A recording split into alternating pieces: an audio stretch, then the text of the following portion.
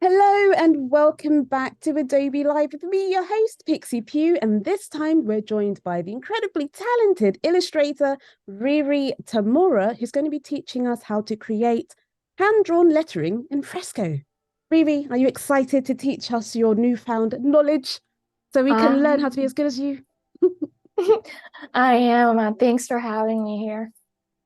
Thank you very much. I can't wait to see what's going to happen. But before we begin, make sure you subscribe to the Adobe YouTube channel and don't forget to subscribe to our Instagram at Adobelive.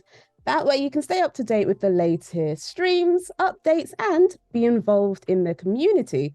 Speaking of, let's take a little look over at the chat right now. Prod, welcome on in. Uma, Annika, nice to see the familiar faces. Oliver, Alana Flowers. Hello, lovely.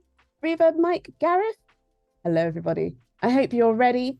If you've got any questions, make sure you line them up. I know Riri is definitely ready to answer any questions you may possibly have. But Riri, let's get back to you. Can you tell us a little bit about yourself for those that may not know you and what you're going to be showing us today? Yeah, for sure. Hi, I'm Riri Tamura. I am a designer and hand lettering artist. I'm actually based out of San Diego, California. And so this is my portfolio. I worked with some pretty amazing brands over the course of my career. And I actually did an Adobe Live about a year ago, so I'm so happy to be back here again.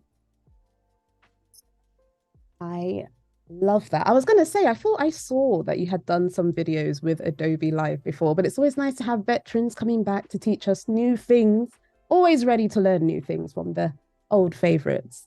So, what are we looking at here right now?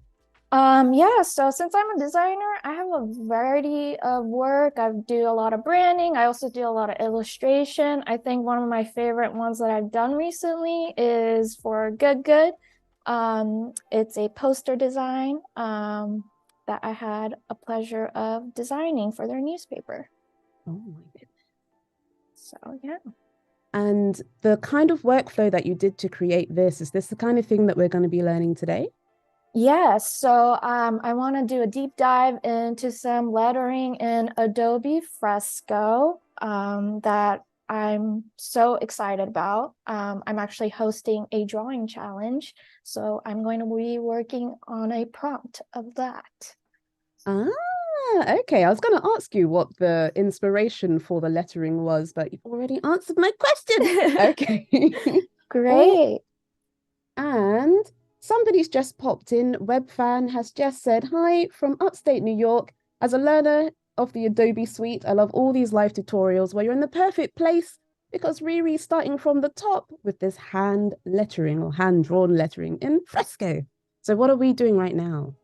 Okay, so I actually opened up the app and I'm going to be working in the Instagram portrait dimension since I'm doing a Instagram challenge for a PI Heritage Month. We're going to be doing so first I actually did some sketches because it takes some time. I like to do some, quick sketches. The prompt is called We Rise Together for this week. So this is the last prompt of the challenge. If you want to join, feel free. Use the hashtag celebrate ANHPI, and we'll be sharing our work. I'm actually doing this with three other talented artists. So super exciting. Oh, Yeah, so I start with like a simple sketch and then I do like a really detailed sketch afterwards. So, blocking in some of the more shapes and details. I think this is sort of the style that I want to go with. And then we can get to the more fun part of adding color, and start illustrating. Oh, well, before we get to the creating the outlines and adding Yeah. the color, we've got a question from Annika, which was, how did you come up with the prompts? Oh, great question. So, the three other talented artists and we kind of went on a Zoom call and we were discussing like what could best reflect like a PI month. And we kind of came up with these four different prompts for this week. We rise together. We wanted to like also go into it celebrating Pride Month. So that was sort of the inspiration for this specific prompt. I love that. I did actually have a question about your sketches, actually. Mm-hmm. So, you said that you tend to prepare a sketch first. Do you normally have a series of them? Do you make like a bunch of tiny ones, or do you sort of know where you want to go and you just need to see it kind of roughed out first? Just the It one. It really depends. Like, for example, if I'm doing like a client work, I love to show a variety of options. But because, this one is more fun and it's kind of like a drawing challenge, I kind of already knew a style in mind. I like using like Pinterest or Behance as inspo for colors. So yeah, I pulled some of the colors for this one from some references. Ah, and I've got a very interesting question for you. Mm-hmm. Do you already know what colors you want to use? Does it kind of dictate, oh, if you see yellow, you might think, that works with this word? Or does it kind of happen afterwards? I actually like when I look at my Instagram grid, I like having cohesive colors to, just tie everything together. So I do have like kind of a set color palette. I usually like using like pinks, blues, and shades of green as well. Green is in my logo, so it's my favorite color. You've got your whole color theme going all the way throughout. I dig it. Yeah. What would we do from here on? Yeah, so I like to do a layer opacity so that I still see the sketch, but not so like bold. And then I'll add another layer. And this is all my like favorite like brushes that I have. I love Kyle's brushes. I've actually recently like added them in there. I love the texture, especially the charcoal ones. My kind of style has like a lot of texture in it, so it's super fun. Is that Carl T. Webster's? Is that Carl T. Webster's brushes? Yes. It's all in house. For those that are new to Fresco, how would you install the brush? I'm also new to Fresco. How would one Ooh. install the brushes? So you kind of go to all brushes and then add brushes, and you can discover new brushes or add your own. Like, let's say you buy it from a different like like a store like Creative Market, for example, and you can import them in there. Thank you very much. Me Yeah. and all the other beginners are very grateful. So yeah, so for this one, I'm going to use the pencil brush, and I want to start with the lettering. So I'm going to go in here and just start blocking in the colors. And is this the color that you intend to fill it with? Yes. So the great thing about Fresco is there's a fill tool. So you just, if you have like the shapes down, you kind of are able to like trace it, and you don't need to like color it in manually because that takes a while sometimes. So I'm going to use this fill tool and color it. And you can see like the lines aren't perfect. So I'll go into the color margins and kind of adjust that so it fills in the way I want to, just like that. Oh, and you didn't need to Oops. repaint with the paint bucket? It just did it automatically on the same one? Yeah, so you don't need a, I mean, I'll go in there and like you can see a little bit of the lines here. I'll go in there and kind of still fill it in the way I want it to be, but you don't need to like color it in all in manually. So that's the great thing about it. It's very good to know because I know I've been there before where you end up getting a little bit of, was it a little bit of few white lines and then you try to Yeah. cover over it or go behind it and you're not really sure what to do. Yep. Annika earlier said, I love this sketch. And Karina, who's just popped in, welcome to all those who have just appeared. We are with Riri Tamura, who's teaching us how to create hand-drawn lettering in Fresco. Karina's just said, definitely love beginner tips. Thanks. So that takes us on to our next question. Is there any specific beginner-friendly things or maybe things that you wish you knew when you started off in Fresco that could maybe help the rest of us? Yeah. So when I started lettering, I actually started this like I was taking lettering very seriously. I was originally doing it for fun during like the pandemic because I wanted to, spend some time. And I've always had a love for lettering. So that's where I kind of got started. And then, if you're a beginner, like definitely take a look at some books. I love Jessica Heish's like lettering books. Those are really good. Yeah, It's always nice to hear where the inspiration comes from, actually. I think yeah, sometimes when we're doing art, we think it's supposed to all be generated from ourselves without realizing that we actually need to go and see references to help us build the rest of whatever's going on for our creation. exactly. Yeah, I actually like didn't even have a style when I, you know, started out. So like it really developed over time as I was like looking at artists that I really looked up to, and then I kind of landed on this like sketchy, like textured style that I've been just doing it ever since. Hmm. I'm going to expand upon that after I mention what Gareth just mentioned. Gareth has also doubled down on what Riri said earlier, that if you're using the paint bucket, you can adjust the fill so it won't leave the white bits, which is a very, very good tip for those of us that are going to use the fill and not try to Yeah. manually draw in the inner bits. And Prod just said, thank you so much for your amazing work. Oh, thank you. Yeah, okay, so there's this like new recent update where you can like hold down and it'll create like more clean curves for you in Fresco. So those has been like a game changer for me since lettering involves a lot of curves. Is that like the smooth switch in Photoshop? Like you can turn up smoothing so it creates a nice smoother line for Yeah, you? a Mhm. bit like that. Yeah, so like if you see here, I'll like hold it for a bit and then it'll like adjust the curve so it's clean. Ah, okay. Yeah. So Riri is doing this right now on an iPad, so there's no technically keyboard inputs involved at all. So it's literally just holding down your Apple Pen. Mm-hmm. Yeah, so I'm just going in here, making my outline so I can just fill it in with my paint bucket tool.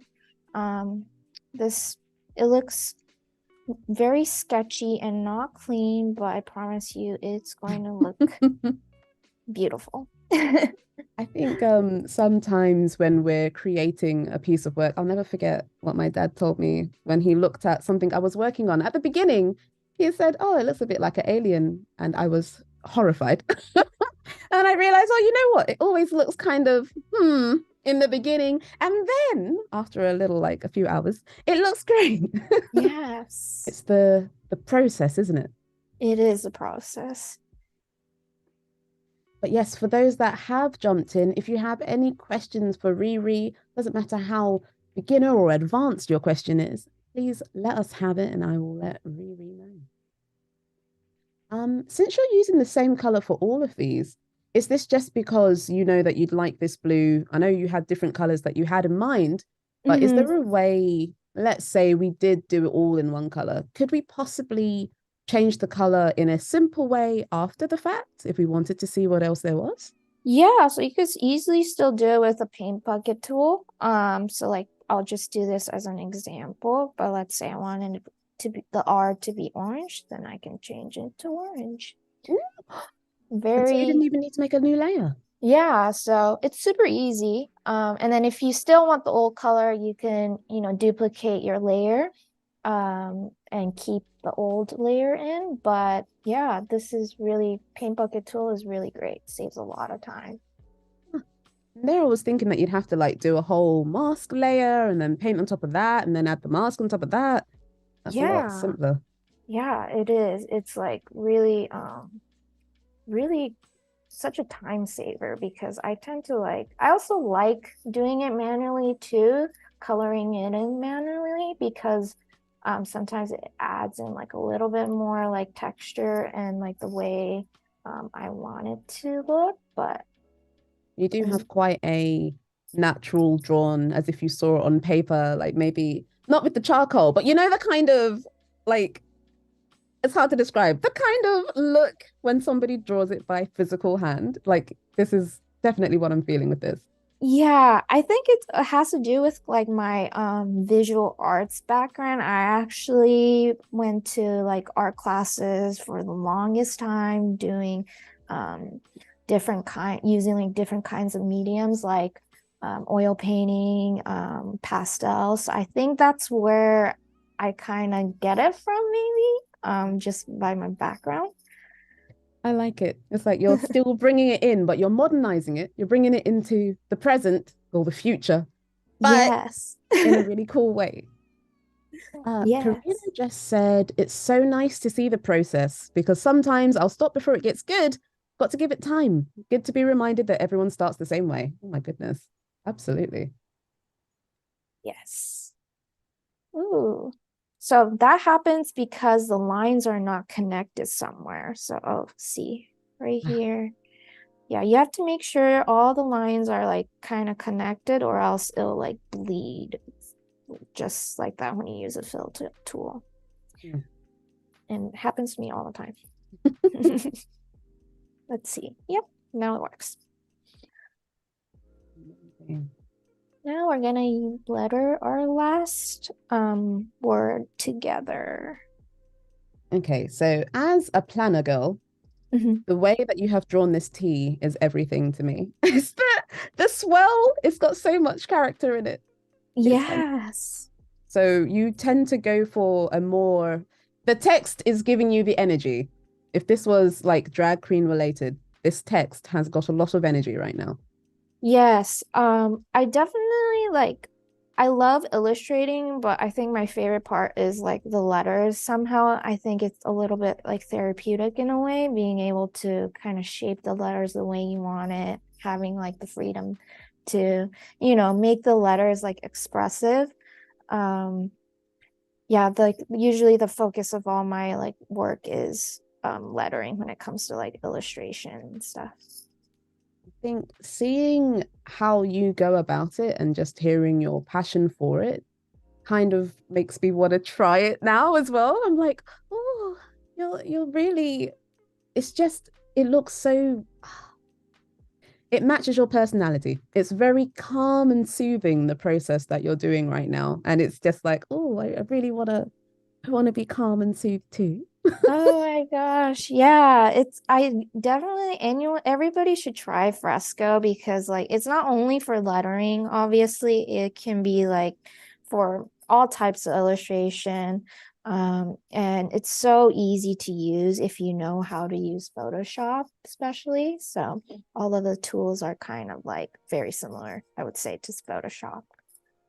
And I know some people may not know that Fresco is actually transferable. So the file that you make here can actually be put into the other programs like Photoshop and possibly, well, once it goes into Photoshop, and go into After Effects for animation as well. Although you can animate in Mm. Fresco, I remember Yeah. from Alana.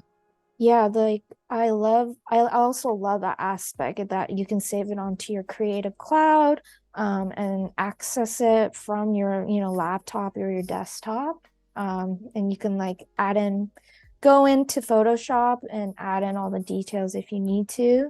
So it's super like, it's such a great tool. Especially because nowadays we tend to be more on the go rather than happily stationed in one place, especially for freelancers. You might be here, there, or in a hotel somewhere, but being able to continue to do your work and know that you can just transfer it later, it's kind of a weight off your back. Yeah, exactly. Like it's just like, and it's so like it's such a hassle sometimes to like having me to like export it and save it and like airdrop it to yourself. It's way easier if you can like save it on like the cloud and just access it like without having to do any of that. Gareth said, I'd say around 9% of, wait, 9 or 90? 90. I'd say around 90% of my art starts life in Fresco. And most of them are actually completed in Fresco. Okay, so it might not just be a starting point or a transferring point. You might just be happy to be there, continue to do it from start to end because it's once you've got the understanding down, it seems to be not just a, oh, let me start it off here. You can literally create wonderful pieces like we're going to see from you, Riri, in a second. Yes. I also like start, I think I also do like start to finish all the way into Fresco as well. But then sometimes like I'll want to like change the size to a different, dimension, and I'll use like Photoshop to tweak it. But most of the time it's very much in Fresco. Oh, I just noticed for each new word, you've made a new layer for each. Just in case we weren't really sure how that happened, can you tell us how you made that new layer? Yeah, so sometimes it's very hard to edit it if it's all in one layer. So I'll just create separate layers for each letter. So it's as easy as just pressing this plus button on the side to make a new letter or a layer. But yeah, I want to keep them separate in case I want to edit them later, just for safekeeping. As somebody that usually ends up with a lot of layers, named layers usually, but with a lot of layers, I completely understand that. It's a lot nicer to have the control, I take it, right? Yes, exactly. So I'm almost done here. Just want to color in. For this one, I didn't end up using the paint bucket tool because it kept bleeding through. So I just use a thicker brush to fill it in. And I'm just trying to clean up the edges. Have you ever used the white space to kind of add an extra texture dimension to it? Or is that not? Yes. So that's what's gonna happen. I usually like making my letters kind of 3D looking. I think it gives like a little bit of like a retro look. So I'm going to be doing that in just a moment. Okie dokie. And welcome, Arian. Welcome, everybody else who has just joined. This is Riri Tamura. If you don't have her links already, Annika will pop them back down again. But she is teaching us from start to finish how to do hand lettering in Fresco. And then obviously, once you've done this from here, you can take it to whole new levels. And I think I saw recently with Alana Flowers, you can literally take something from Fresco, add it to Giphy, and then use it in Instagram or on your other applications later. It's very, very universal. Very, very good.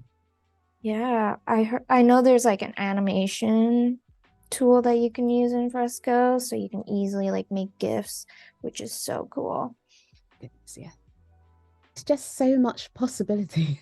Yeah, like with so much, what can you do? When do you it's so hard to like sometimes like keep up with like the updates because it's just like there's so many new things happening all the time, but like Fresco like especially has always like new updates and really cool features. like that's one really nice thing because at least you know, okay, the program that you're using is not just sitting there. They are still constantly adding updates to make the system and the workflow nice and smooth for you, the creative. Yeah. Ooh, hello. Well, we've got a very stark question, and I love this. Arian's asks, can you explain to me the use of Fresco? I've never heard of this software before. Oh, yeah. So it's kind of like if you have an iPad, I believe it's only compatible with a tablet. But if you have a pencil, it's kind of like drawing on a piece of paper almost, depending on the brush you use. You can use it with pixel brushes or vector brushes. There's many like different features for it, but I primarily use it for sketching, drawing illustrations. Yeah, it's very universal. It's actually also on PC. Oh, it's on PC now. Yeah. I think only recently. I don't think it was on there before, but I had downloaded it onto my PC and was trying it there. So don't worry if you don't have an iPad. You can still totally follow along with Riri's tutorial on your PC.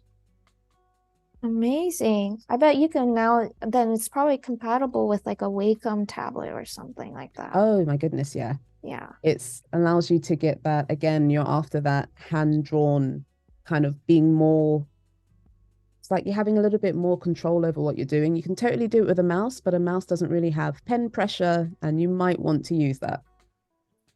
Yes. Prod said, I use Procreate on the iPad, but I see Adobe Fresco has got a similar process. Well, you say similar process, but I think what you're gonna see with what Riri's doing here, let alone the other features that it has as well, we might be able to show you some cool things pod that takes it to a different place, kind of separates it a little bit. Yeah. I also use Procreate, but I've been recently preferring to use Fresco because I'm also a designer and I use a lot of like the Illustrator programs or the other Creative Cloud programs, and it's just easy to have it all in one place sometimes. So it's the dynamic link, the dynamic flow, because once Riri's done work here, turned it into a PSD. Once that appears in Photoshop, all the layers will be in the same place. It will be easy for her to go and tweak it and edit it. And then if she wanted to, she could pop it straight into After Effects without having to do anything extra. It's kind of a really nice, seamless pipeline. Yes. So while we were just chatting, I actually duplicated this layer. I grouped it all in. The way I usually group it is I'll use select multiple and then use the little folder that pops up on the side and group it together. And then I duplicated it so I can bring this duplicated layer to the background. And I've actually added a pink to it. So now it pops up like a 3D layer. And that was just using your paint bucket tool and changing the color again? Yes. Did you already have I know you said you had the colors the colors that you wanted to use, but were they already in Fresco or is it using the Adobe library? Yeah, so they were already in Fresco. What I usually like to do is actually you can create like different color libraries across your Creative Cloud. So if you wanted to use the same colors, you can use it in Illustrator or Fresco. And I have like a couple of different colors saved here. As you can see, like this one I used for my last live stream. It was like more Christmas theme. But yeah, there's like, you can import your colors in too. I think that's another thing that I like about using the same family of programs. Once I learned that you can make a library and it appeared in all of the places, it really was a game changer. Yeah, especially if you're like you have your own brand and you want to keep consistency and you don't want to like keep looking up your swatch colors. It's just so it's great to have. So you're thickening the extra or the color. We call this an Yeah. extruded color. Yeah, so there's, as you can see, there's some, even though I duplicated it and put it to the back, there's places that's not necessarily like connecting the way I wanted to. So like, for example, right here where the H is, I wanted to add a little bit more like length to it and width. So I'll just kind of keep doing this across to make sure that like there's no gaps and places are filled in the way it needs to be. It's really nice just seeing the process come together. If somebody wanted to leave it how it was, do you think both styles would work fine? It's just that you mainly have a look that you're going for right now. Yeah, I think like you can totally leave it flat as you want to. I tend to like it 3D just because that's just kind of my style. But yeah, like leaving it 3D, adding more details on each letters. There's so many different ways to do it. This is the look I'm going for. So you can kind of see like it's coming together. You can see some of the gaps are starting to fill in. I think realizing how much customizability you have with it is really freeing. Sometimes, especially in the beginning, you're like, oh, I guess it has to look like this. And it's like, oh, no, no. can be Yeah, as out there as you can possibly think of. exactly. Oh, Gareth mentioned that in terms of using Fresco on the go, only when he gets stuck that he puts it into Photoshop or Illustrator and tweaks any vectors or anything with the brushes. Otherwise, he loves the fact that he can just pop it on his iPad mini when he's out and about and start from where he left off on the iPad. So it's like, oh, okay, just constant hopping from one device to another. Yeah. Welcome, Spawn. Welcome, RB.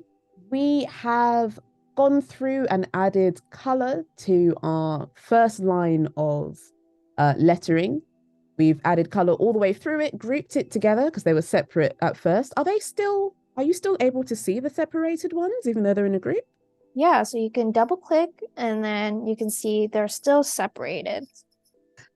So Riri's still able to go and tweak them at the base if she wants to, but she's gone and grouped them to duplicate it and add a nice another color, nice matching pear color to give Yeah. it an extruded look.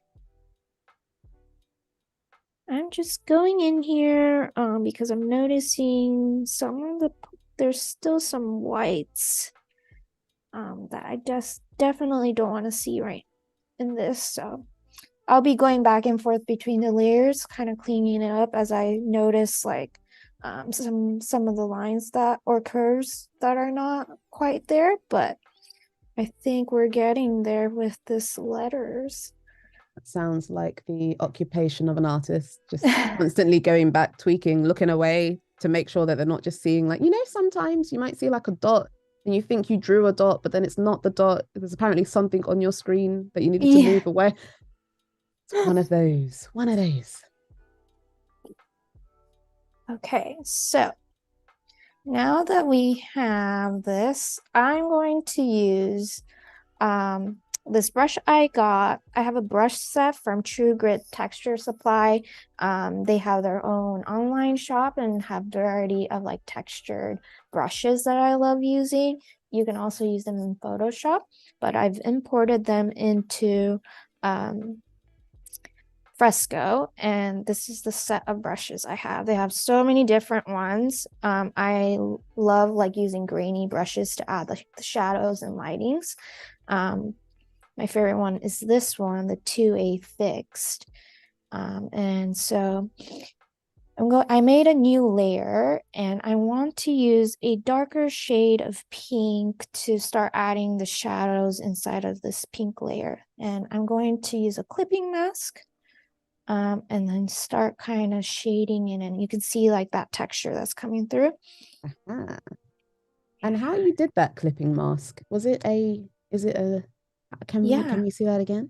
Yeah, so there I've made a new layer, and then you want to put it above the layer that you want to do a clipping mask of. And there's a toolbar on the side that you can just click this icon and then it'll clip it for you. That's on the right hand side underneath the eyeball, just in Yes. case someone didn't see that right there. So it seems like you know exactly where to put these marks. Is this because you've done lighting before, or is this just trial and error, or you know what kind of thing would work well? So with my visual arts background, I did a lot of like light and like shadow studies. So I kind of like have a general idea of like, okay, if it's like the light is hitting from above, then the shadows go like more underneath towards the bottom. So that's kind of how I'm deciding where these textures are going. So for me, who has never been very good at lighting and have managed to avoid it all this time, um, would you advise that maybe it would be a cool addition to for your artwork if you do learn some things about lighting, just to take your artwork to another level?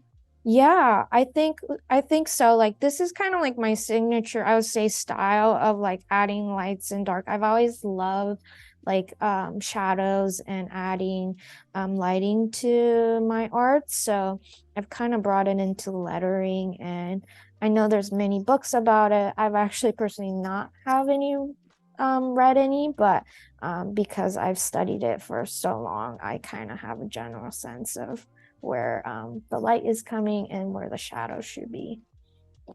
Makes a lot of sense. So Yeah. you would never have to say, have an object next to you, put light on it, and just check where the shadow is. You've got that down already. Yeah, I think it comes pretty naturally for me. But I know like, if you're a beginner and want to know more about lights and shadows, I know there's some books out there that for artists to take a look at.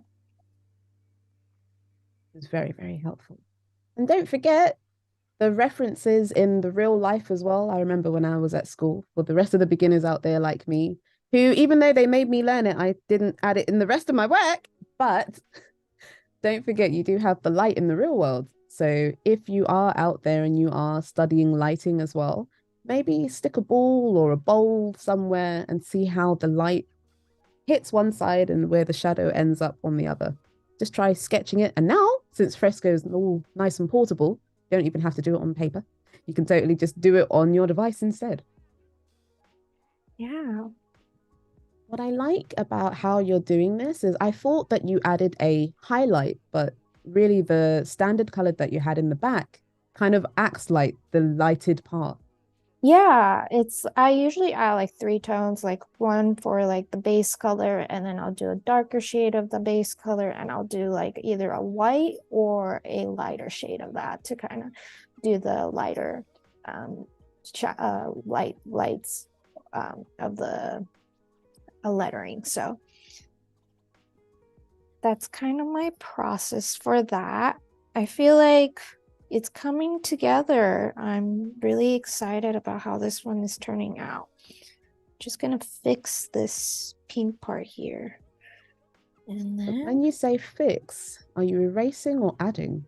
I'm kind of noticing because this is like all hand drawn, some of the curves aren't perfect or it's not colored in. So I like to go in as I go through like the illustration to just keep making tweaks and then until I'm satisfied. But I think this one is turning out quite well. I might be biased, but I think it's more than quite, Riri. Thank you. Got that humble artist speech there. So now I feel like I can add a background color to it. I'm gonna add this like yellow, tannish color. I'm gonna just use a pixel. I'm using the fill tool or paint bucket tool for this. Um, just add that. Is there a reason why you wouldn't use vector? I just keep it like all pixels because everything is pixels. You could use it. I don't think it really matters, but I like to keep it consistent across. So now I'm going to start actually drawing my flowers. So time for a little bit more illustration. So I'm gonna, I think, use this brush. And it's a little bit thick, so going to lower it. But here I'm just starting to shape the leaves of the flowers.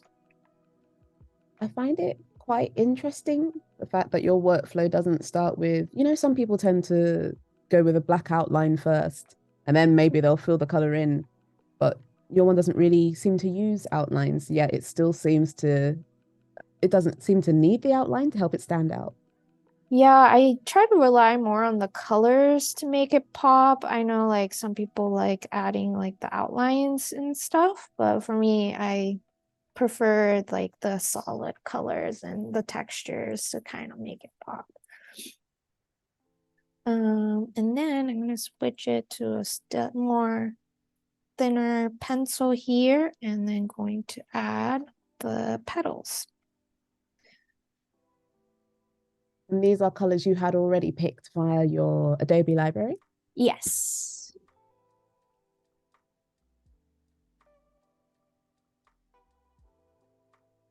Now, on average, is there like, how long would you say it normally takes you to create a big piece like this? Because this is not a small piece. You know what? I feel like it takes me like about an hour to an hour and a half on average because I've gotten down, but before then it definitely took me a while because I didn't have a style and I was like, oh, I don't know what I want to draw. But when I do want to know what to draw and I have a plan, like it doesn't take me that long, fortunately. So something that's come along with time. Yes, practice. Practice makes it perfect. I know a lot of people try to, especially in the day now, where kind of things happen instantly or seemingly instantly. I think it's nice to hear that it always starts off that way before it becomes, the beautiful only takes me 5 minutes kind of situation. Yeah. So you've picked a slightly darker green. Okay, so you've made another layer, you've added the mask straight away, and you're already shading. Yes, I just want to do the same effect as my lettering, adding some shadows and lights to the petals. And then I'm going to actually group my flowers here because it's getting a little crazy with the layers. And then same here on each individual layer, I'll do the same thing where I'll add in the texture and the shadows a little bit so it pops. I have a question. We might have actually gone over this, Yeah. but the brush that you were using to do the outline and the brush that you're using to shade, they are definitely different brushes, but I don't think I noticed you switching between them. Is there like a quick way for you to change between them? Oh, I'll usually have my favorite brushes in the favorite section. You can like click the star button to make it your favorite.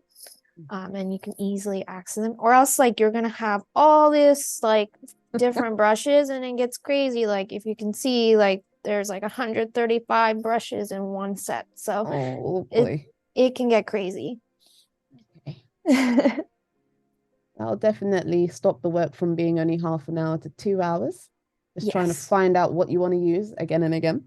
Yes. Tip of the day, use the favorites tab. Yep. So now I'm going to add in like the little lines and details of the leaves. And that's with another mask, just so you're not having to worry about the bleed over. Yes. I think this feels a lot more. Sometimes when doing art, it can feel really kind of closed in, but it doesn't seem like you're really looking at the sketches that you made to put your lines back into the leaves either. You're just kind of freeballing it. Yeah, the sketch I use it as more of a reference, and then sometimes like the details come in as I do it, as I draw. So it just comes kind of organically, I would say. But I do like having a sketch so that I can reference like what the shapes need to be or like the details. So And is there a now, quick way to review the details? So let's yes, say, oh, please continue. yes, you can. You can turn off these. You just click the eyeball on the side and it'll turn off your layers. So like that. Yeah. And then you can see. And then for those who just joined, I usually do a layer opacity of my sketch so that it comes in from behind a little bit, but not all the way through.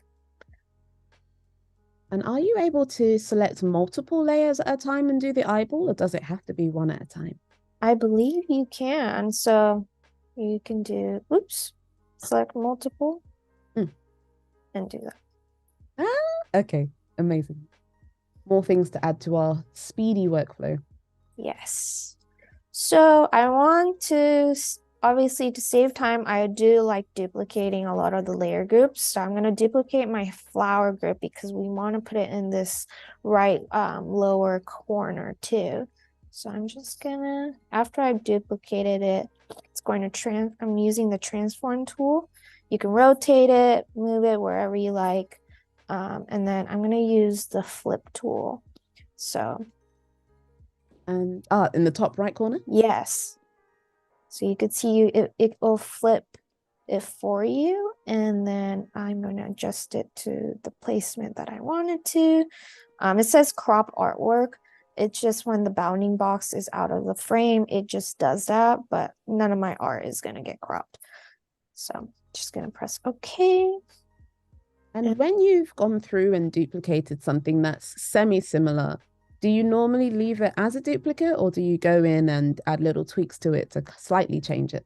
I normally add it in as like just as the duplicate. But if like for some reason I want to go back and change it, I'll just edit one and delete like the other duplicate and then reduplicate it to place it back in the same place. So it's kind of like I try not to do that because it takes up a lot of time to go back and forth. But I think for this one, it looks pretty good. And Penny has just popped back in saying, I was working and lurking, and that's come together really quickly. So yeah, I think this is the perk of using the favorites tab for your brushes, having the right workflow going on, and everything just seems to come together really, really quickly. So here's to us. If you are watching this halfway through and you want to know what happened at the beginning, this is a VOD, or it shall be, so you can watch back from the start so you can practice and work along with Riri. So here I am wanting to add some like little cute color bubbles. So this brush I'm using is a charcoal pencil one by Kyle. He has many different brushes. I believe it was Not Penny, Annika did actually drop the link to Carl's brushes in I think, the Bee Hearts and the other chat, so please do check them out. Yeah, he has so many great ones. I'm definitely looking after this. I need to up my brush game. So I'm just adding the circles. Like sometimes, obviously, like the circle is here because it's extruded. It's too close to the letters. So I'll like adjust it and move it on my own when I put in those colors in, but generally in the same spot. I think you saying that you tend to use your reference as truly a reference, not a tracing point. Yeah. Really, really helps with that, because I know, especially in the past when I've made something that I'm supposed to follow, if I can't get it, it's kind of like, ooh, what do I do? Do I tweak it a little bit? Do I change the other one so this one can go? But it seems like for yourself mainly, if it doesn't fit, you'll just move it. You'll just move it over. Yeah, it's very, I mean, it's your artwork and I think it can be flexible. So I've added some orange bubbles and then I still want to keep the same texture throughout. So going back to my favorites and using my 2A shader. So those brushes are not in Fresco. I purchased them from somewhere else by True Grit Texture Supply. So make sure you check them out if you want to add some texture. I take it this would work if you made your own brushes as well, if you had a particular style or like a certain alpha set that you wanted to use. That would probably work really well too. Yeah. So just adding the light is coming from top, so I'm adding like the lighter tones up at top on these little like bubbles, and then I think I'll do like a white highlight. Oh, I have a color picker question for you. Yes. So I've noticed you've got your main colors that you've grabbed already from the Adobe library, the Adobe color library, but the mid-tone and the light tone, you don't normally have them already picked out. Is there something that you do when you're in this color wheel stage? Do you tend to pick a diagonal down or a diagonal up to kind of get a color? So I think so. This specific orange, I got it from like the library. And then when I pick out like the highlights and lighter tones, I'll just drag it from a little bit like front closest to the original color to the darker shade down. Or if I don't want to go lighter, I'll just move it a little bit towards the left and it'll pick out like a lighter tone. So it's kind of like, it doesn't have to be like the exact color. I just know that shading wise, I want to go darker or like lighter. But never straight down, it seems. Always a diagonal. Yeah, because if you go like straight down, then it becomes like the browns or like the blacks, and I don't want to go that dark. Okay. I want to keep it bright and bold for this piece. Thank you very much for that tip. Yeah. So now I want to group these together because they're separate. So now that I grouped them, I'm going to make the other bubbles a different color here.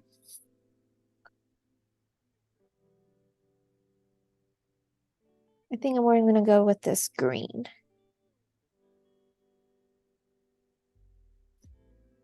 And then we're going to see that the diagonal action. Yes. I feel like I'm catching up now as a complete Fresco starter, beginner. I'm catching up, getting the workflow. Yeah, and you can always do like use the color picker to like pick out your colors. So like drag this little tool here and pick out, if for some reason you didn't save a color, you can pick it up. But Fresco will always like have your recently used colors in this bar here. So how did you actually add your color library to Fresco? You can go here to the plus button. Oops. Not sure if it's working.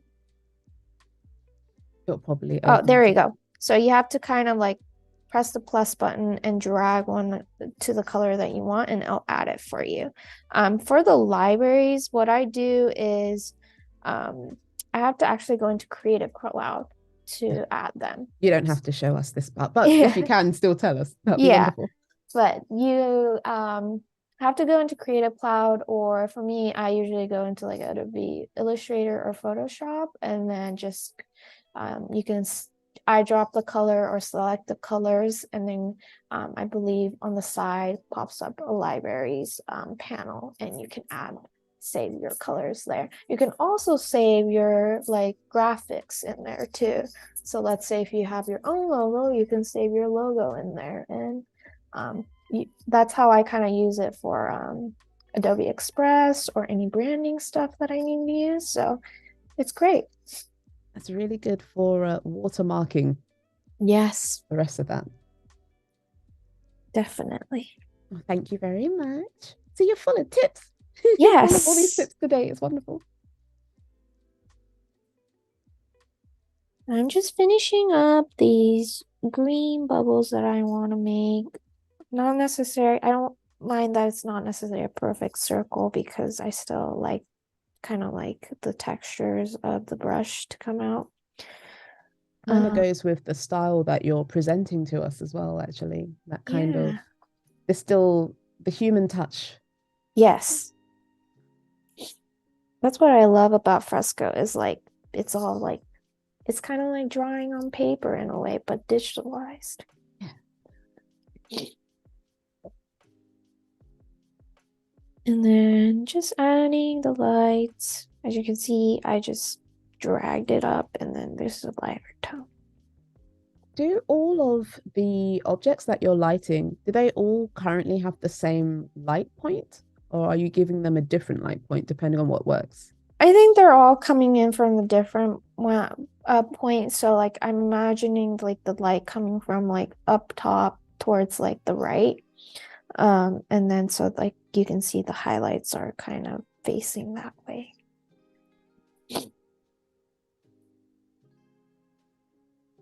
So just finishing up here with the bubbles, and then I think I'm gonna go into the stars. I always love adding these like cute sparkles. Like that's also my thing. So with the little stars and the squiggles, the squiggles are the ones that you like adding, right?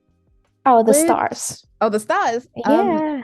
Would the stars then be something that you might add to the Adobe library, or is it more fun to hand draw it each time? I personally like hand drawing. I do have like a brush that I've made previously, but personally I like using just like hand drawing it because I feel like it makes it look unique and more hand drawn. But after I usually hand draw one star, I'll kind of like duplicate it because it just saves a little bit more time. Okay, so hand drawn the first time just to be like, I was there, and then Yeah, time to speed up a bit. yeah, Right. Okay. It's a little bit like doing a what is it now? Doing a signature. It's nice yes, to do it manually, but if you've got a lot to do, then exactly. Yeah, because I have quite a few stars that I want to add, so it's just easier if I could just um duplicate it here. do you tend to flip these duplicated stars to change to well, I suppose make it not so the same for the human eye? I kind of adjust like the angle a tiny bit, but it's mostly the same kind of orientation. So I just fix obvious like the sizing of it to match the sketch a little bit more, but the orientation of itself is the same. Okay. It's So really good for a kind of faster workflow. I suppose if somebody wanted to be very, very, very particular, they could exactly. absolutely go through. But if you're timed or you have deadlines, this might be the thing for you, I think. Yeah. So I want to add some like not filled in lined bubbles here. I feel like this bubble right here is a little bit closer. I'm actually going to move in and add one here. So funny. I was looking, I was like, a line bubble. Ah, I Just thought those ones like, are going to be little green bubbles. no, kind of want to add like a little bit variation. I want to keep this like colorful because this is also in reference to like not only AAPI month, but also for Pride Month. So want to keep it bright and happy. Yes, it's a nice way to marry the two. Mhm. So now that I've done that, I'm going to add in the squiggles. So I want to keep the squiggles pink, more colors. Usually want this a little thicker. So here I'll just adjust the thickness of the brush and it'll like maybe size 16. There you Is go. this also something you would duplicate, or will you be hand drawing these? These ones are a bit easier to hand draw. It's just kind of like trace, and it's just one motion as opposed to like drawing stars. Like it, especially like the curves kind of, are difficult for me to like duplicate each time. And I'm a little bit of perfectionist when it comes to it, so I always end up like going back to it and like fixing Okay. it, and that takes up a lot of time. So I hear that. so here we go. I think that's good. Um, Robert now, said, looking great so far. oh, thank you. So now I'm going to hide my sketch because we really don't need it anymore. And then I'm going to, I also love, I forgot to mention, I love adding the grid on. Um, you can, on the side, if you see the grid, up top, you can turn on and off your grids and you can change the opacity of it. So that allows me to kind of be more precise with where I want the lettering. In this case, like it's a little bit diagonal, so like we don't really need it as much, but it's for me, it's kind of like out of habit. If like I'm doing more like um horizontal, like I want it straight on the line, then I'll use this grid tool. And yeah, you can change the color of it too, so which is great. And the spacing of each square. It actually looks really cool with your artwork as well. Is there a way to like save out the grid with your work? Because that's Ah, also really cool. I don't think so. I know, I mean, if in that case, I would like hand draw the grid or find maybe in Adobe Illustrator, I'll just add in the grids myself so the lines are straight, because it's a little bit hard to do that in Fresco.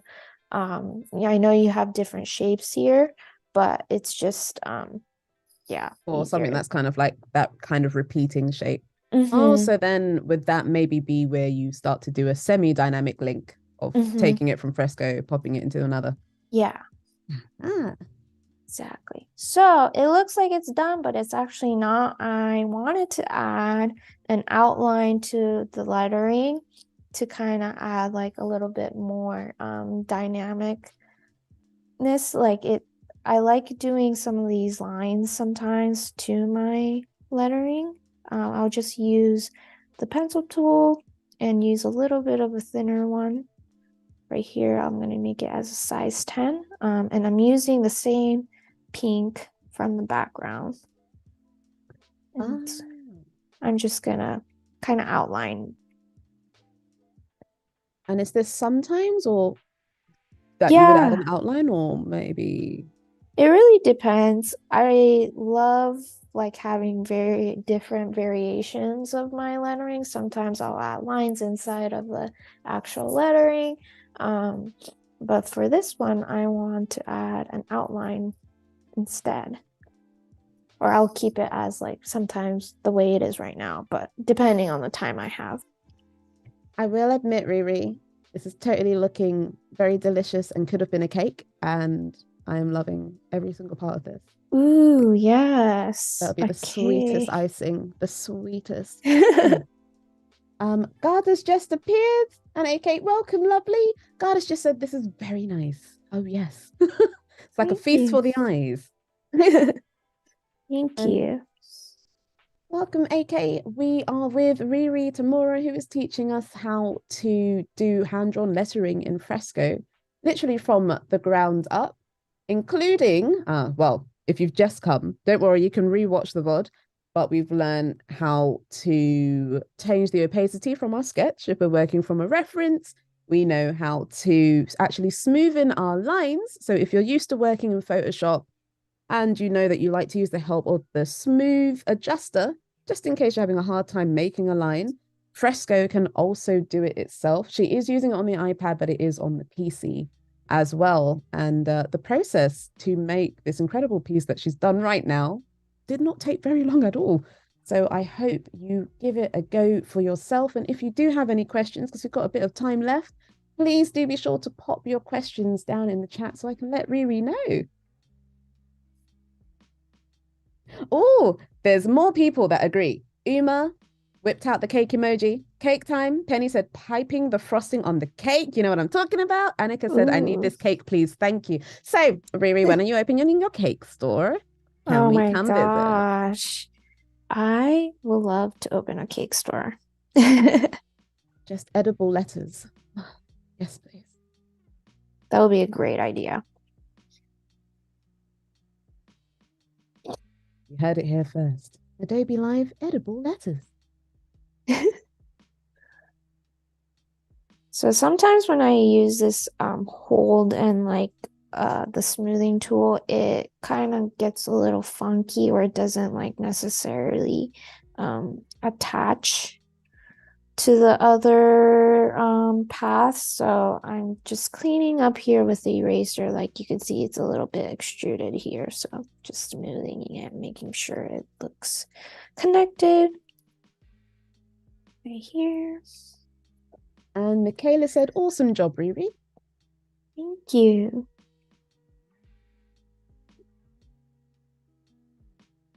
Oh, now you just changed the size of that somehow. How Yeah.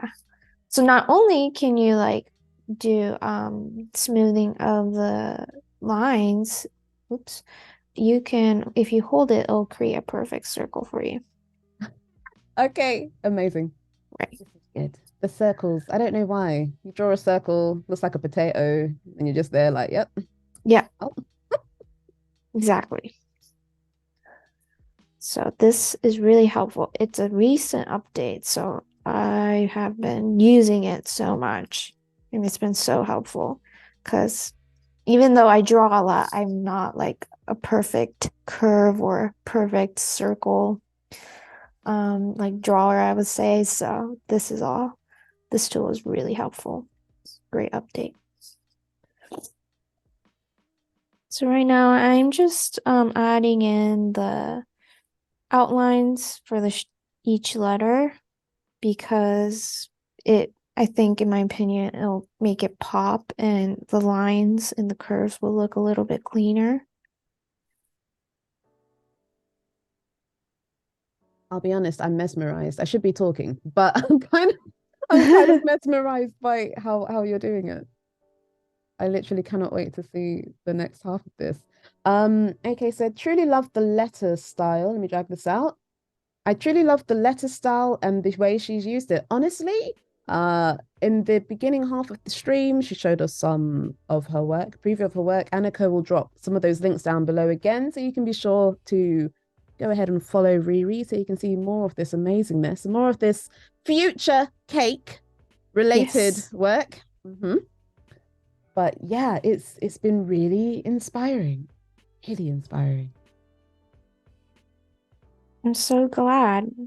Yeah, I do post a lot of my work on Instagram. Most of my portfolio work is, I would say, like branding, but definitely I post a lot more like illustrations and on the daily on Instagram. So On the daily, okay. I do a lot of these like drawing challenges with a couple of my other hand lettering friends. So it it's a lot of drawing, but it's a lot of fun. And like you get to see what other people create and share it. So it's a really fun like way to practice if you're wanting to get into more illustration or lettering. Can you remind those or let those know that have just joined in what this challenge specifically is for? Yeah, so this is for API month. A couple of my artist friends and I are hosting a challenge to celebrate AHP in AAPI month. For this one, it's called hashtag celebrate A and NHPI. And this is the last prompt since May is ending soon. We did 4 prompts for each week of the month. And for this one, it's called We Rise Together.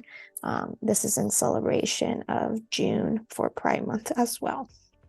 And as some of us, I'm sure as you can probably tell from my accent, some of us are not in America, so we might not know what this particular hashtag is about. Can you unacronym this? Oh, yes, it's Asian American Heritage Month.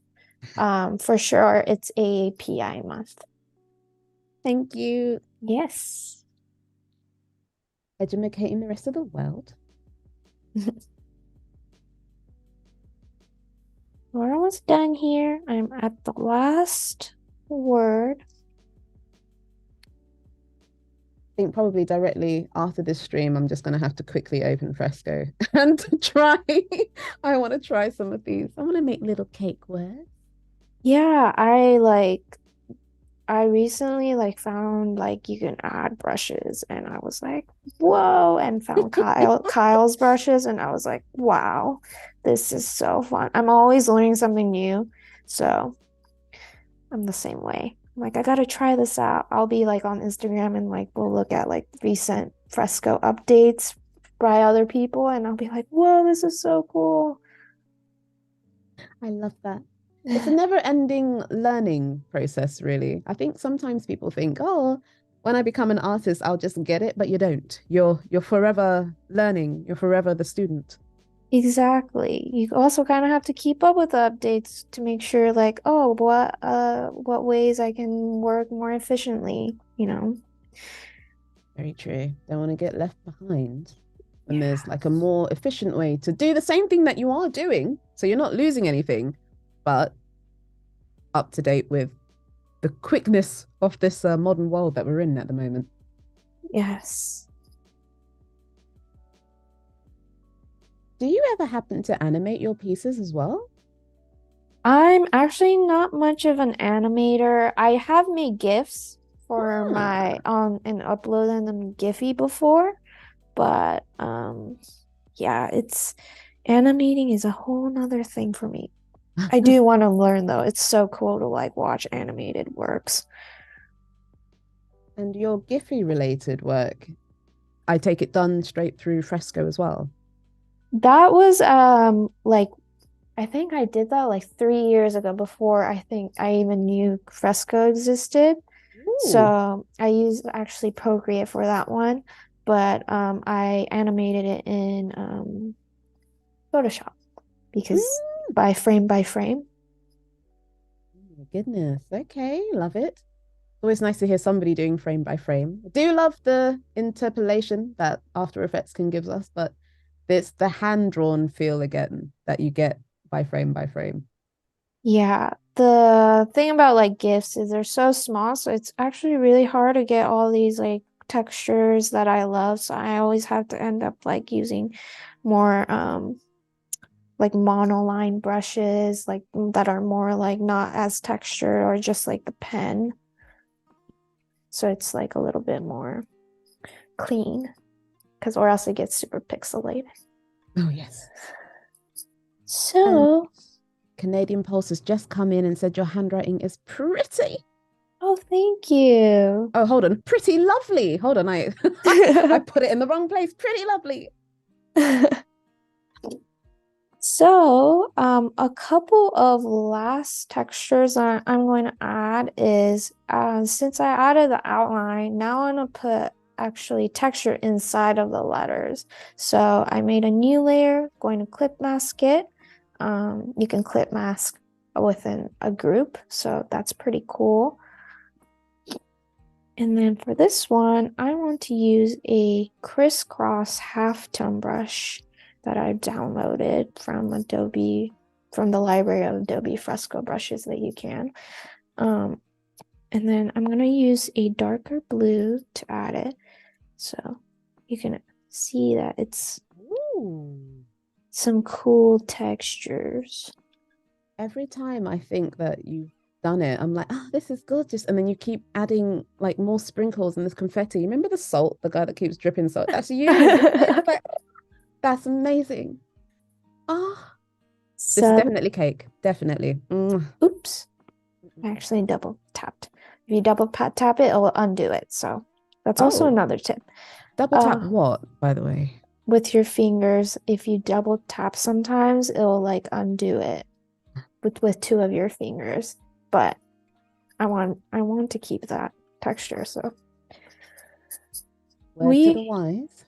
are going to, so I'm going to go into my layer properties. It's a little bit too much. So I'm actually going to play with like the layer opacity to kind of get it a little bit more subtle. And I think I kind of like it at that. Now, and then in my opinion, the background is a little bit too flat. So I also like to add texture in the back as well. There's so many different brushes, but I like using like the different halftone ones that I've downloaded from Fresco. You just go to add brushes and discover new brushes or import from files, and you can add in these custom brushes. So yeah, this one, there's so many. I think there's like 135 of them. So I definitely like recommend starring or favoriting your brushes.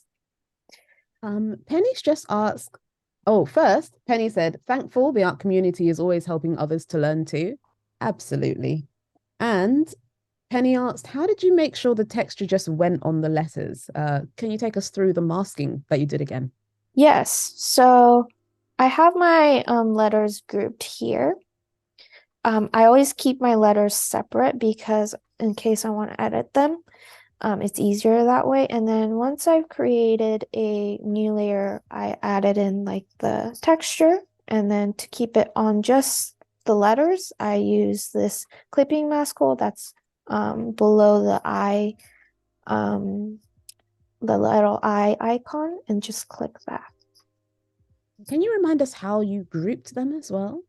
Just in Yeah. case. So I so let's do this. Ungroup layers. You can group them by selecting multiple. So you can select all the layers you want to group, And then there's like a little folder underneath the little eye icon, and you just click that. Wonderful. Thank you so much. And then one last little piece. I'm going to, so I selected this other half-tone brush that I've downloaded, and then going to just kind of color it in the background with like the darker version of the tannish yellow. Okay. And then same thing here. I just do a little bit of layer opacity, kind of play around with that. I was actually going to ask you a question, but then I looked up and I saw it. I was going to say, oh, does it have like the overlay and the layout? But it does. I can see it. Yeah, you can also play around with like the different blending modes here too. I usually, if I do, I'll use like the multiply one or like the screen tool. Um, if you use a screen tool, like you can still see it, but it's like light enough that it doesn't really contrast with like all the other details.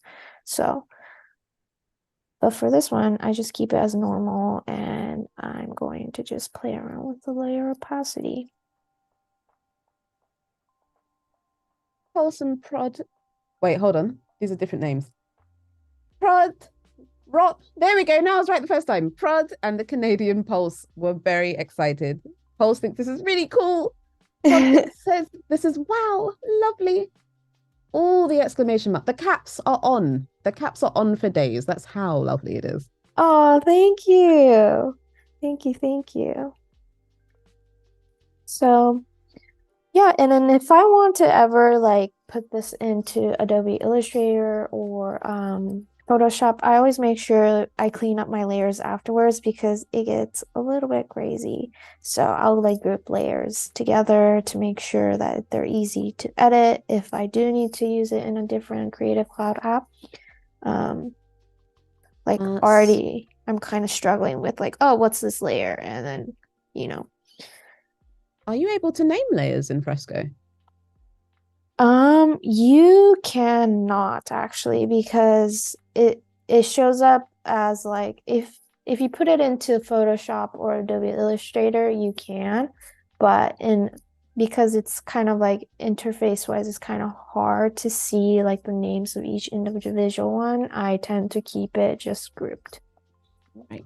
And when they're grouped and you pop them into Illustrator or Photoshop, do they remain in a group layer for you to easily open out or? Yeah, you can. And like in order, if you want to, it'll automatically save your files into your Creative Cloud application. So you can just open Creative Cloud and check your files, and there's your file from Fresco.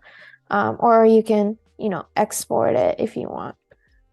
And there's also the option where, when you click publish and export, you can open a copy.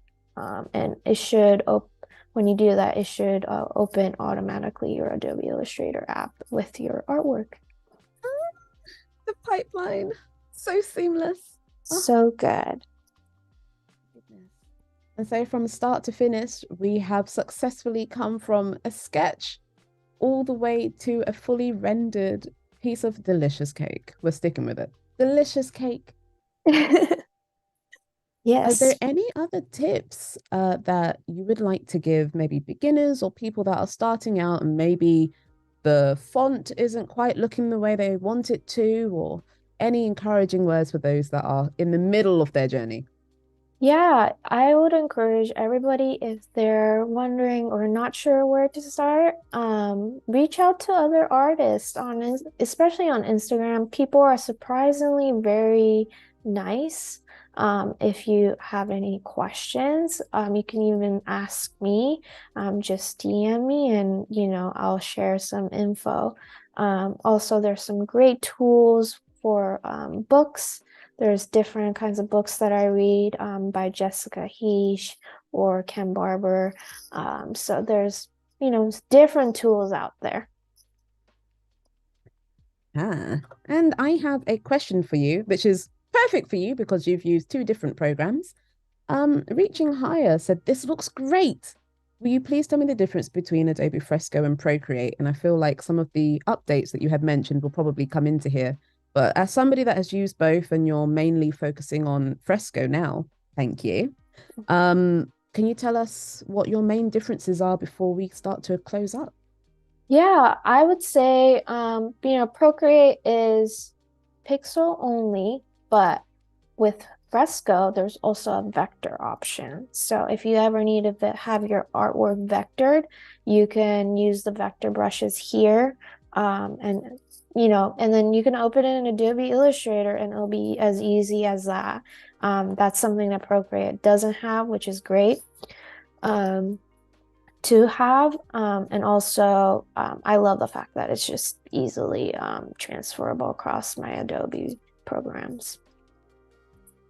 And speaking, Canadian Pole said, thank you very much for sharing the steps. I think we've actually got a tiny bit more time. Is there anything that you tend to do that you've not really shown us here, but people might Yeah. be able to get a nice use out of?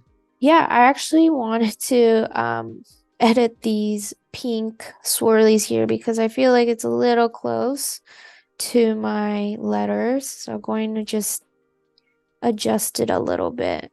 Maybe I'll put it here and then I'll move my star up because it's not quite placement wise where I want it.